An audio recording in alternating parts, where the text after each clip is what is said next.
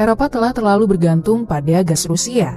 Setelah kejatuhan Uni Soviet, banyak negara yang membuka perdagangan dengan Rusia sebagai sarana untuk mendorong diplomasi. Pada era baru di Jerman, para pemimpin telah berjanji untuk mengimpor gas Rusia tidak lebih dari 10%. Karena gas Rusia yang murah dan terjangkau, membuat Jerman khususnya dan Eropa memasok gas dari Rusia lebih banyak.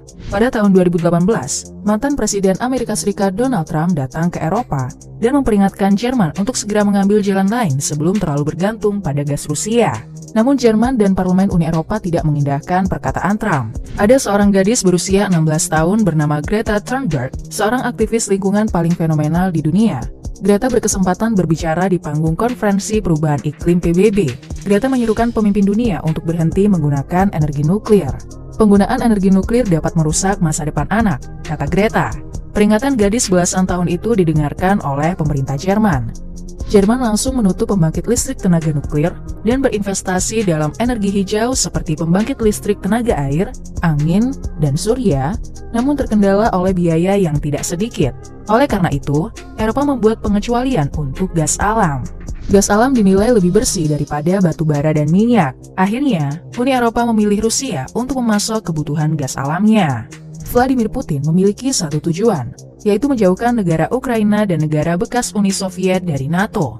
Sebulan sebelum invasi, Putin menawarkan perjanjian dengan Amerika Serikat yang berisi tentang tidak boleh ada ekspansi NATO di depan pintu Rusia.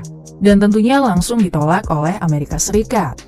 Karena jalan damai dan adil tidak dapat terwujud, maka untuk melindungi permata Uni Soviet, Rusia akhirnya menyerang Ukraina. Ketika pasukan Rusia memasuki Kiev, Uni Eropa berbondong-bondong memberikan bantuan kepada Ukraina dan memberikan sanksi kepada Rusia. Jerman khususnya menolak mengesahkan pipa Nord Stream 2. Rusia mengajak Jerman untuk bernegosiasi. Namun Uni Eropa mendesak Jerman untuk tidak bernegosiasi dengan Putin dalam keadaan apapun. Putin akhirnya memutuskan untuk menutup saluran Nord Stream 1 yang sebagian besar mengalir ke Eropa selama beberapa hari dengan alasan perbaikan. Di sisi lain, Uni Eropa tidak mencoba mengambil langkah lain dan meminta masyarakatnya untuk lebih dapat menghemat listrik di tengah krisis energi dan menjelang musim dingin. Bahkan akan menghukum siapapun yang menaikkan daya lebih dari 66 derajat Fahrenheit.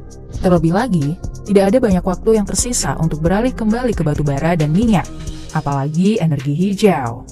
Beberapa pengamat menyampaikan bahwa Jerman akan menjadi negara pertama yang menyerah memberikan sanksi kepada Rusia karena krisis energi yang dialami. 40% gas alam yang diterima oleh Eropa, setengahnya adalah kebutuhan Jerman. Di tengah krisis energi dan ekonomi yang melanda, banyak masyarakat yang meminta tanggung jawab pemerintah, menilai bahwa sanksi yang diberikan kepada Rusia menjadi senjata makan tuan karena Uni Eropa terkena dampaknya sendiri. Di sisi lain, Ukraina makin meningkatkan serangan kepada wilayah separatis dan Rusia, memaksa Rusia menambah puluhan ribu pasukan tambahan untuk menghalau serangan balik Ukraina. Yang terbaru adalah 4 wilayah separatis Ukraina tengah mengadakan referendum dengan melakukan pemungutan suara untuk memutuskan bergabung dengan Rusia atau tidak.